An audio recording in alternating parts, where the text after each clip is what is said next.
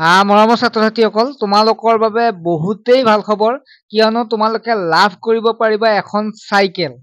ছাত্ৰ-ছাত্ৰীসকল, ৰাজ্যিক কেবিনেটত এটা সিদ্ধান্ত লোৱা হৈছে আৰু সেই সিদ্ধান্তৰ মতে 3,23,640 গৰাকী শিক্ষাৰ্থীয়ে লাভ কৰিব চাইকেল, য'ত তোমাৰ নামটো এই চাইকেলত লিষ্টত নাম আছে 3 লাখৰ ভিতৰত। নৱম শ্ৰেণীৰ ছাত্ৰ-ছাত্ৰীসকলৰ বাবে এই সুবিধা, অৰ্থাৎ ক্লাছ 9ত পঢ়ি আছে যিসকলে তেওঁলোকে লাভ কৰিব পাৰিব এই সুবিধা, আৰু বহুত কোটি টকা ইয়াত অনুমোদন কৰিছে, আৰু যাৰ ফলত লাখ লাখ ছাত্ৰ-ছাত্ৰীৰ সুবিধা হ'ব। এই ক্লাছ 9ত পঢ়ি থকা ছাত্ৰ-ছাত্ৰীসকলে লাভ কৰিব পাৰিব, যিটো সিদ্ধান্ত লোৱা হৈছে ৰাজ্য চৰকাৰে, এটা ভাল সিদ্ধান্ত। ইয়াত যিগৰাকী মন্ত্ৰী জয়ন্ত মল্ল বৰুৱা ইয়াত স্পষ্টকৈ কৈ দিছে, আমি কি কৈছে তাৰ বিষয়ে শুনিম। তাৰ আগতে তোমালোকক জনাও যে তোমালোকে যিটো সুবিধাবিলাক লাভ কৰি আছাই, গতিকে পঢ়িবও লাগিব ভালদৰে, আৰু পঢ়িবৰ কাৰণে তোমালোকৰ যদি টিউশ্যনৰ অসুবিধা হয় বা বহু পইচা দিব লাগে, জাষ্ট তোমালোকে 200 টকা দি মোৰ তাত অনলাইন টিউশ্যন ল'ব পাৰিবা। বহু ছাত্ৰ-ছাত্ৰীয়ে এই ক্লাছত জড়িত হৈ আছে, লৈ আছে, আৰু ভাল এটা ৰিজাল্টো পাই আছে। গতিকে 200 টকা মাত্ৰ, আৰু এবাৰ দিলে হৈ যাব, য'ত মেথছ, ছায়েন্স আৰু ইংলিছ গ্ৰামাৰ পঢ়োৱাব, আৰু লগতে ছ'চিয়েল ছায়েন্সৰ যিকেইটা চেপ্টাৰ আমি কঠিন পাওঁ বা টান পাওঁ সেইকেইটাও তোমালোকৰ বাবে চোৱা হ'ব।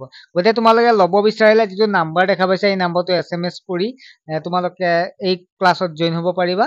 এতিয়া যিগৰাকী মন্ত্ৰীগৰাকীয়ে কি কৈছিল সেইটো চাইকেলৰ ওপৰত বা তোমালোকৰ ভাল খবৰটোৰ ওপৰত কি কৈছিল তোমালোকৰ নিশ্চয় শুনিব মন গৈছে, চাই লোৱা। চৰকাৰৰ এটা খুব অভিলাষী আঁচনি হ'ল যে আমি ক্লাছ 9ত থকা নৱম শ্ৰেণীৰ ছাত্ৰ-ছাত্ৰীসকলকে আমি চাইকেল দিয়াৰ কথা কৈছিলোঁ, আৰু এই চাইকেল দিয়াৰ মূল উদ্দেশ্যটো আছিল যাতে ছাত্ৰ-ছাত্ৰীসকলে ৰেগুলাৰলি ক্লাছত উপস্থিত হ'ব পাৰে, ড্ৰপ আউট পাৰ্চেণ্টেজ নোহোৱা হয়, সেই উদ্দেশ্যৰে আমি এই চাইকেল দিয়াৰ কথা কৈছিলোঁ। আৰু আজি অসমত এই ধৰণে অহা ছিজনৰ কাৰণে 3,23,640 গৰাকী ছাত্ৰ-ছাত্ৰীক চাইকেল দিবৰ কাৰণে 148.55 কোটি টকা চাইকেল প্ৰকিউৰমেণ্টৰ কাৰণে আজিৰ কেবিনেটে ফাইনেন্সিয়েল চেংচন দিছে।